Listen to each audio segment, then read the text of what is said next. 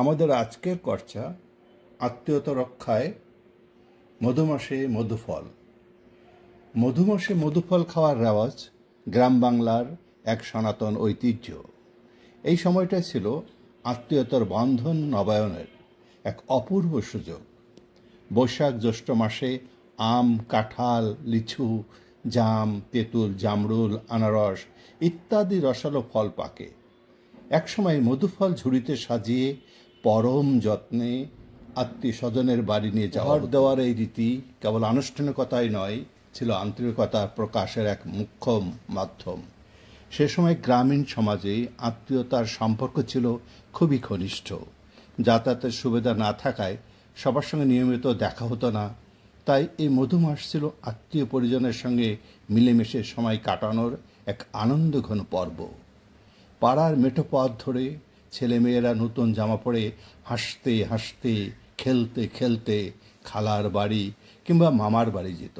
বাড়ির গিন্নিরা দিনভর রান্নাবান্নায় ব্যস্ত থাকত, আর বাড়ির পুরুষরা বাগান থেকে ফল এনে ঝুড়িতে নতুন করে সাজিয়ে দিত। গ্রামের সেই সমাজের পারিবারিক বন্ধন ছিল মজবুত। যৌথ পরিবারে একে অপরের সুখ দুঃখ ভাগাভাগি করে নেওয়া ছিল স্বাভাবিক রেওয়াজ। আত্মীয় বাড়ি গেলে গল্প, গুজব, হাসি ঠাট্টার বাড়িতে সীমাহীন খেলাধুলায় আতিথ্যতার আপ্যায়ন ছিল। এই রীতির মাধ্যমে নতুন প্রজন্মের মধ্যে সৌহার্দ্য, শ্রদ্ধা আর আত্মীয়তার মর্মবোধ গড়ে উঠত। আজ তা কিছুটা ফিকে হলেও সেই সোনালি দিনের স্মৃতি এখনো গ্রামের বাতাসে ভেসে বেড়ায়। মধুমাস অর্থাৎ বৈশাখ জ্যৈষ্ঠ মাসে আত্মীয়তার বন্ধন দৃঢ় করতে মধুফল খাওয়ার রীতি ছিল গ্রামীণ বাংলার এক সমৃদ্ধ প্রাচীন ঐতিহ্য।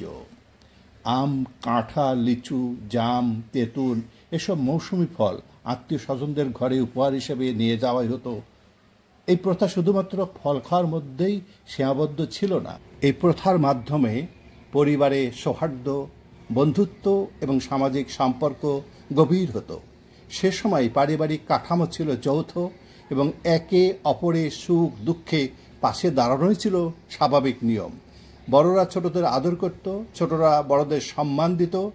আত্মীয় স্বজন মিলে গল্প, গুজব, হাসি ঠাট্টায় মুখরিত থাকত আঙ্গিনায়। সবাই যেন সবার তরে একট্টা হয়ে চলত। আজ এ পর্যন্তই। ভালো থাকবেন, সুস্থ থাকবেন। আল্লাহ হাফেজ।